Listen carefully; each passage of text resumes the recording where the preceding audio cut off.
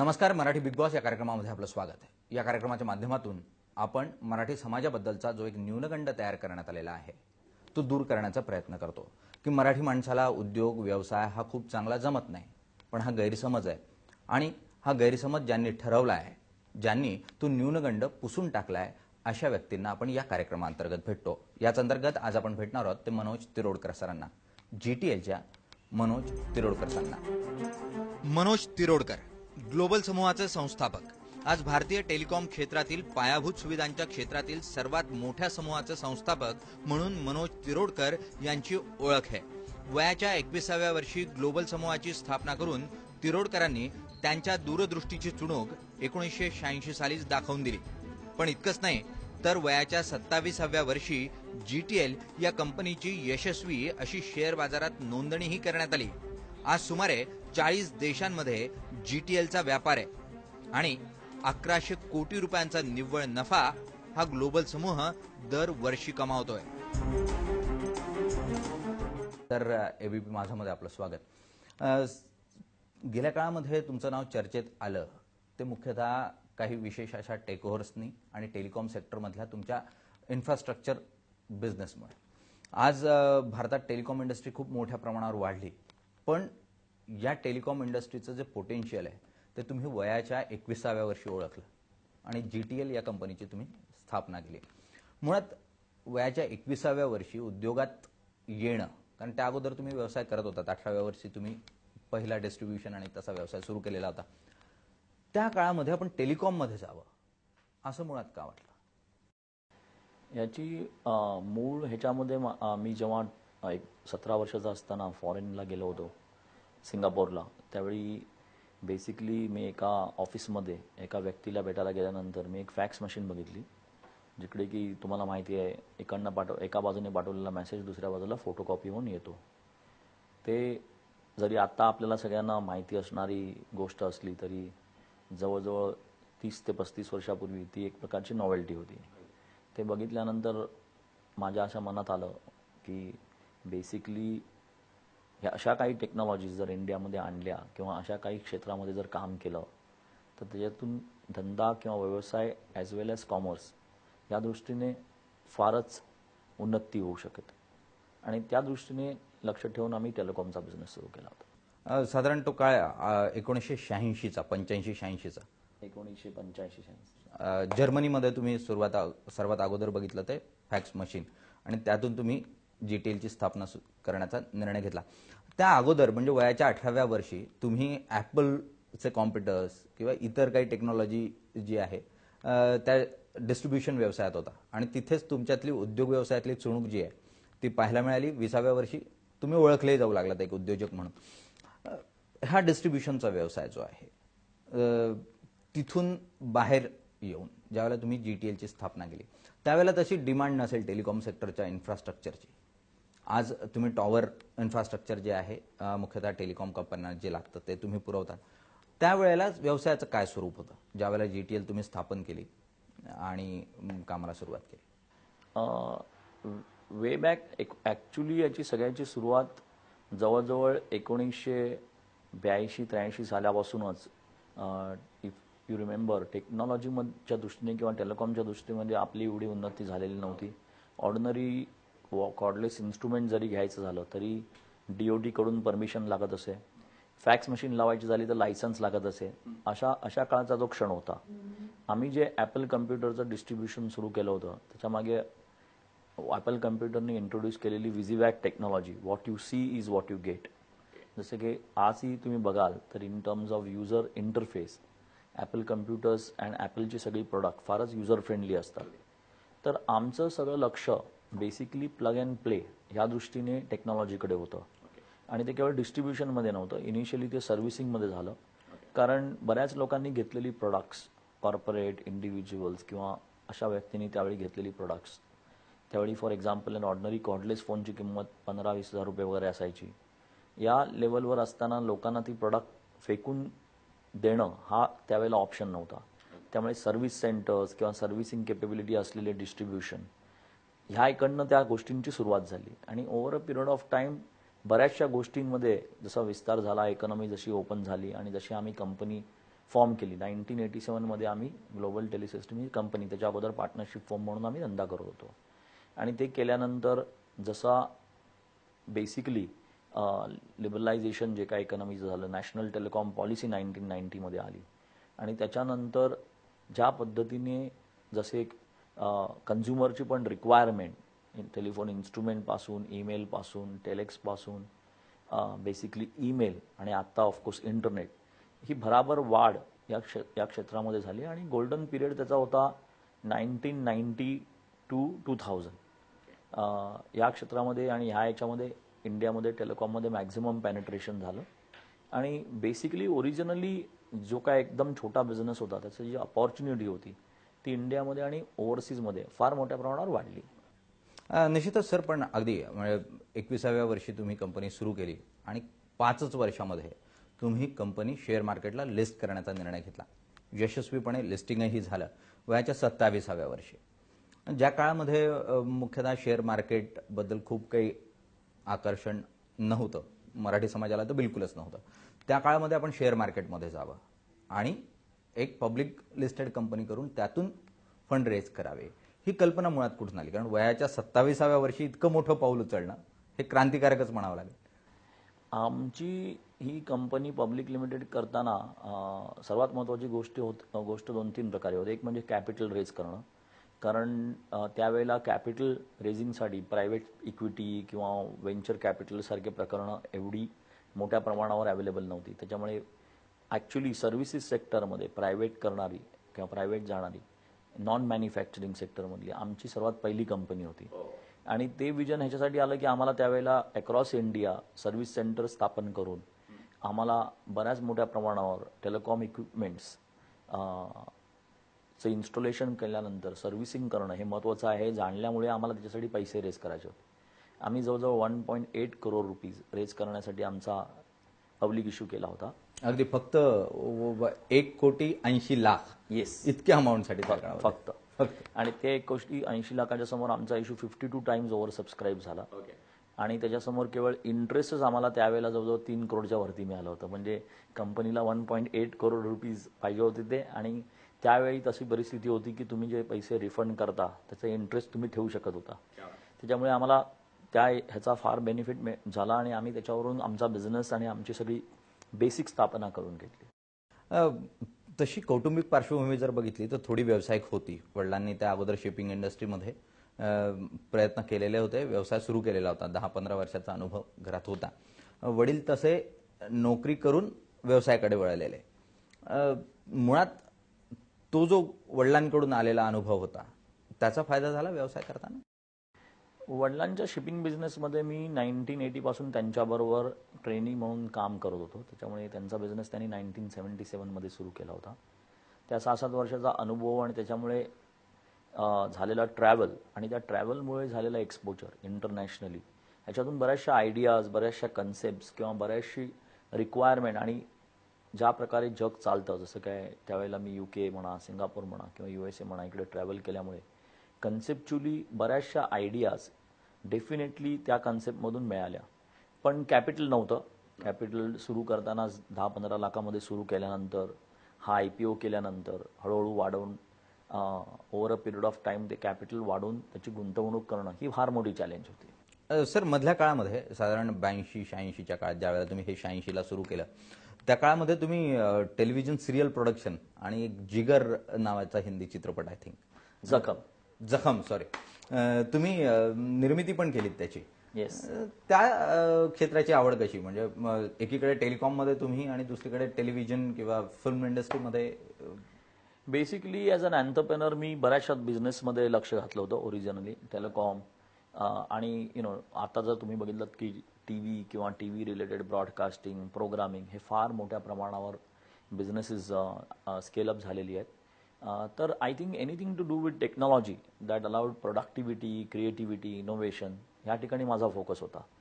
आणि I wish की 1985मध्ये आम्ही पार्टनर म्हणून एक मराठी TV सिरियल मी प्रोड्यूस केली होती, काळेने लिहिलेली. आणि त्याच्यानंतर नई दिशा आहे म्हणून हिंदी TVची पहिली सिरियल, ही पण originally produce by among other people and finance by our company. आणि हे अशा बऱ्याचशा गोष्टी ज्या झाल्या बऱ्याच वर्षापूर्वी. In fact that was my first venture आणि telecom was my second venture. Of course त्यावेळेला पण टी व्ही सिरियल करताना परमिशन लागायची. फक्त दूरदर्शन होतं, दुसरे चॅनल्स नव्हते, प्रायव्हेटाईज चॅनल अवेलेबल नव्हते, त्याच्यामुळे मार्केट लिमिटेड होतं.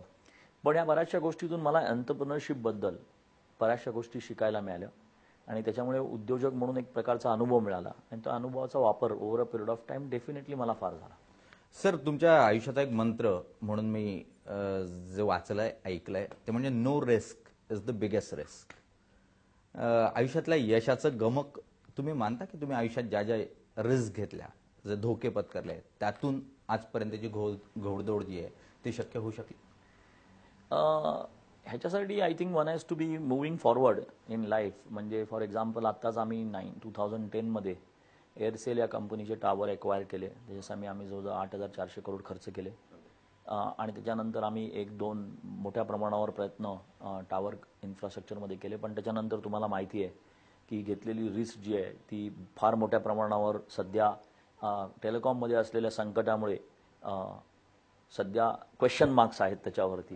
त्याच्यामुळे ऑफकोर्स जर रिट्रोस्पेक्टिव्हली बघितलं की ओव्हर 30 इयर्स म्हणजे 30 वर्षाच्या कालावधीमधले आम्ही घेतलेली रिस्क हॅज पेड ऑफ. आमच्या कंपनीमध्ये मोर दॅन 50,000 लोकांना डायरेक्ट इनडायरेक्ट जॉब्स आहेत. जवळजवळ 30-32,000 टावर लोकेशनमध्ये आमचे इन्फ्रास्ट्रक्चर आहे. 40 कंट्रीजमध्ये आम्ही प्रोजेक्ट केले होते, त्यातल्या 17-18 कंट्रीजमध्ये आम्ही अजूनही प्रेझेंट आहोत. तर infrastructure, job creation, contribution to national exchequer या दृष्टीने ही रिस्क पेड ऑफ झालेली आहे. पण in terms of stability even after 30 years आजकाल जे काय टेलिकॉम सेक्टरमधले ज्या चॅलेंजेस आहेत त्या तुम्ही बघताय, स्पेक्ट्रमच्या म्हणा किंवा लायसन्सिंगच्या म्हणा किंवा 2Gच्या स्कॅमच्या प्रॉब्लेममुळे निर्माण झालेली परिस्थिती बघा, त्याचा परिणाम जो निगेटिव्हली बिझनेसवरती झालेला आहे त्याचा इम्पॅक्ट फार मोठा आहे. आणि त्या दृष्टीने ही risk taking is a way of life. आणि whether it is paid off or not over a period of time, I think time will tell. निश्चितच सर, साधारण 40-45 देशामध्ये असलेला विस्तार, तिथं केलेलं काम आणि त्यातून यश अपयश जे मिळत गेलं त्यातून पुढचा मार्ग निवडत जाणं, हा जो प्रवास आहे तो आपण तुमच्याकडून जाणून घेतोय. सरांशी ही चर्चा जी आहे ती आपण अशी सुरू ठेवणार आहोत, पण त्या अगोदर घेणार आहोत एक छोटासा ब्रेक आणि त्यानंतर आपण चर्चा करू ती मुख्यतः सरांच्या बालपणाबद्दल आणि मराठी कुटुंब, त्यातला संस्कार आणि त्या संस्काराचा उद्योग व्यवसायात होणारा उपयोग किंवा त्यातून येणारा न्यूनगंड सरांकडून जाणून घेऊ. पण त्या अगोदर घेऊ एक छोटासा ब्रेक. बघत राहा एबीपी माझा.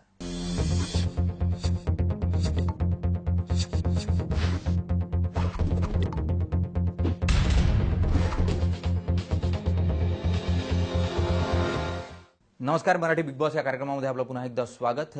आज आपण चर्चा करतोय ती मनोज तिरोडकर सरांबरोबर. सर, आपण जी चर्चा केली ती मुख्यतः तुमच्या व्यवसायाच्या स्थापनेपासून त्यातलं स्ट्रगल या संदर्भातली. पण कोणताही व्यवसाय सुरू करायचा झाला की कौटुंबिक पार्श्वभूमी ही तशी महत्त्वाची असते. ती फक्त आर्थिकदृष्ट्याच असते असं नाही, तर जो मराठी कुटुंबातला एक संस्कार आहे तोही तसा महत्त्वाचा असतो. साधारण मराठी कुटुंबामध्ये एक संस्कार असतो, अरे खूप चांगलं शिक, चांगली नोकरी कर, अशा स्वरूपाचा. त्यातून तुम्ही निवडला तो उद्योग व्यवसाय.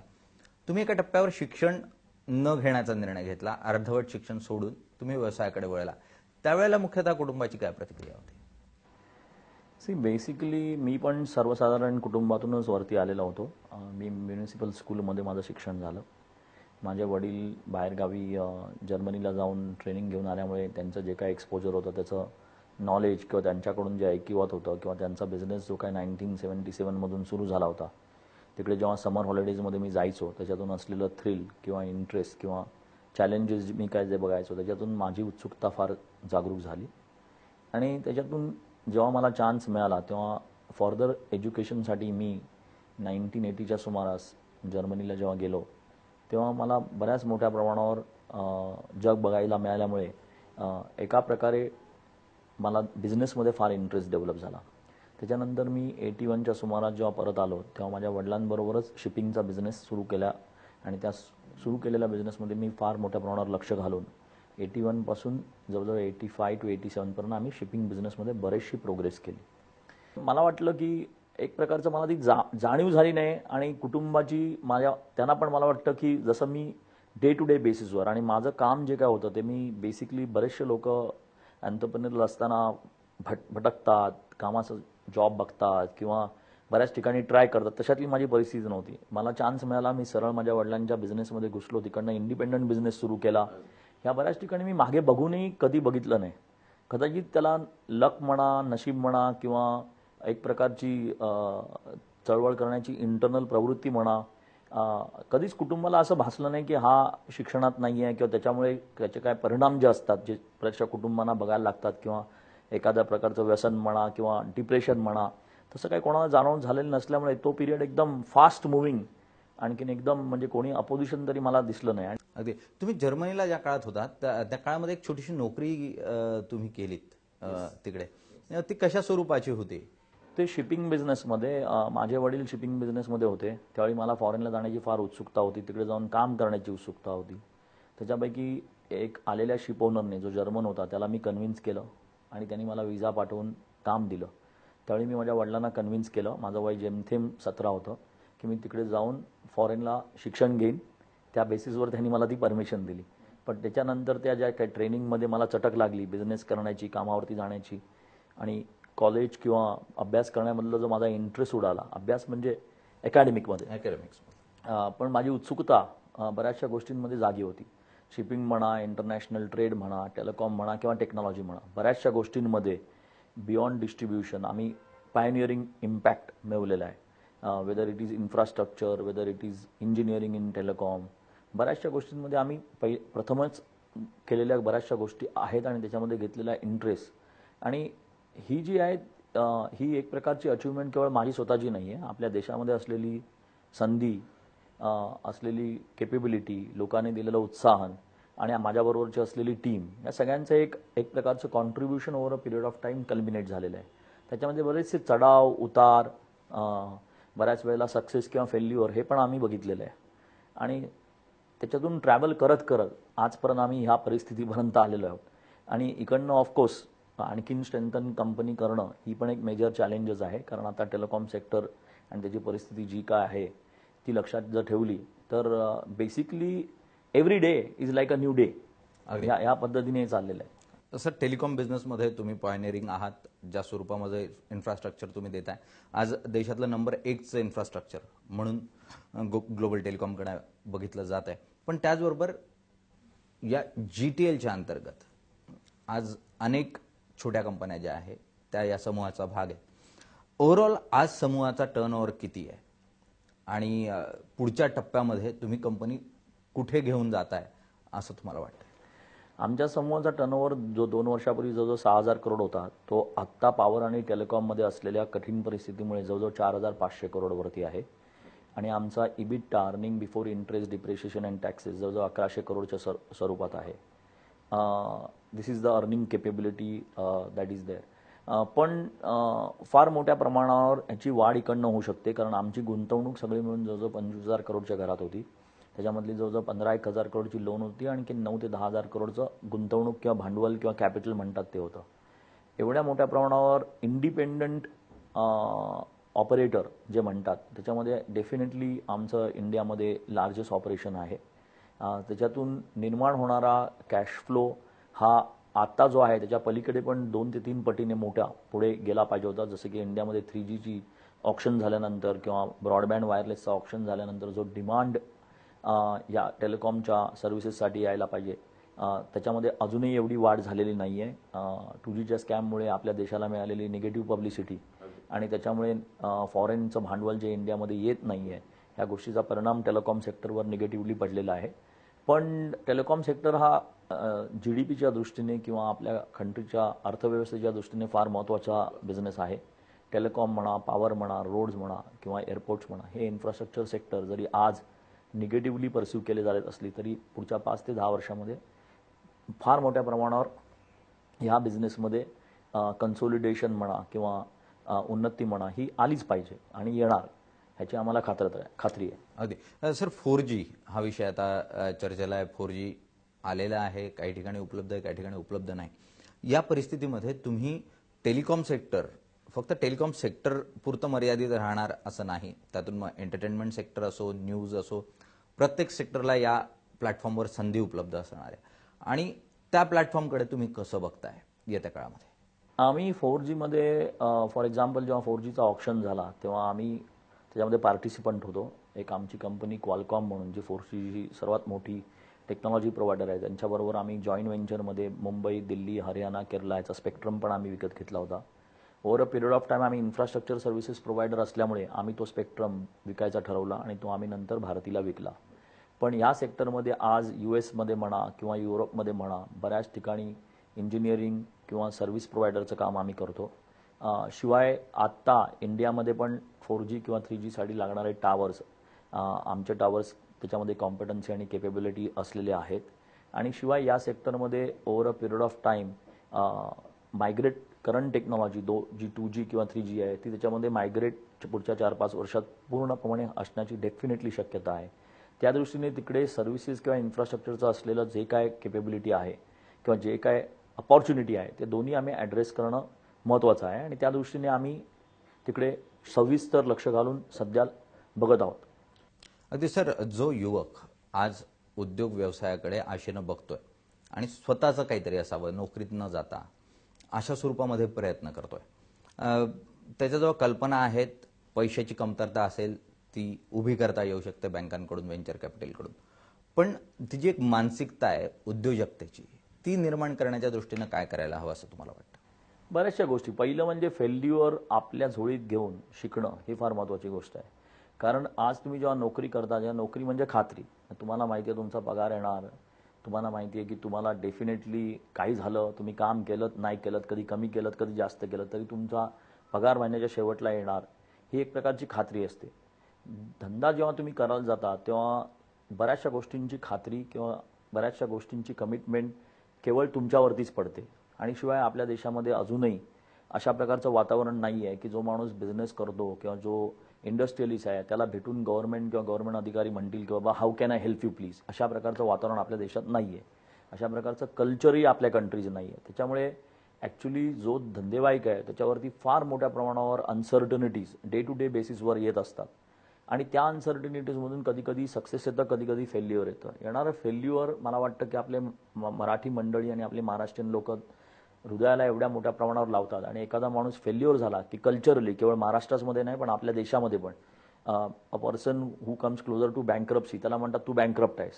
पण बऱ्याचशा देशामध्ये जर तुम्ही बघाल, आज अमेरिकेमध्ये बरेचसे लोक जे ॲपल कम्प्युटर्स वर्ल्डमधली सर्वात व्हॅल्युएबल कंपनी ही एकेकाळी जवळजवळ बँकरप्सीमध्ये आली होती.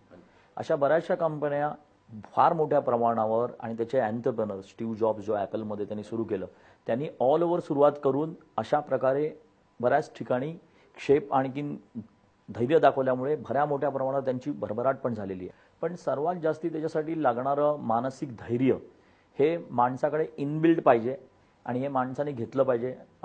आणि हे फार कठीण काम आहे जेव्हा तुम्ही मोठ्या प्रमाणावर बघता. कारण बऱ्याच ठिकाणी जेव्हा लोकांना एखाद्या गोष्टीमध्ये सेटबॅक मिळतो तेव्हा ते मेंटली फिनिश होतात आणि मेंटली फिनिश झाल्यानंतर मोठा बिझनेस चालवणं हे काय सोपं काम नाही आहे. आणि मला वाटतं ती सर्वात मोठी आज क्रॉसिंग द रिव्हर और क्रॉसिंग द ब्रिज म्हणतात तशी चॅलेंज महाराष्ट्रीयन किंवा कुठच्याही उद्योजकाला घेणं हे फार महत्त्वाचं आहे. आणि जे लोक मेंटली स्ट्रॉंग होऊन ह्याच्यावरती ओव्हरकम करू शकतील तेच लोक अशा प्रकारची भरारी झेपू शकतात.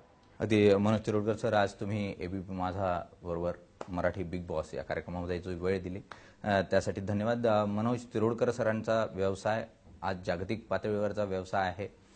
सुमारे डायरेक्ट इनडायरेक्ट 50,000 लोकांना रोजगार उपलब्ध जो आहे तो त्यांच्या माध्यमातून करून दिला जातोय आणि त्यांच्या माध्यमातून आज चित्र हे स्पष्ट होताना आपल्याला पाहायला मिळतं की मराठी माणूस हा उद्योग व्यवसायात उत्तुंग असं यश मिळवू शकतो. कोणताही न्यूनगंड असण्याचं कारण नाही. फक्त सरांचा सल्ला आहे तो हाच की जो एक सामाजिक असं वातावरण आहे ते बदलण्याची गरज आहे. अपयश म्हणजे सर्व काही संपलं असं नसतं, त्यातून पुन्हा एकदा भरारी घेतली जाऊ शकते आणि उत्तुंग असं यश जे आहे ते मिळवलं जाऊ शकतं आणि त्यासाठी असायला हवं ते आत्मिक धैर्य. आपण आज इथेच थांबणार आहोत. सर धन्यवाद, आपण जी वेळ दिली त्यासाठी. थँक्यू.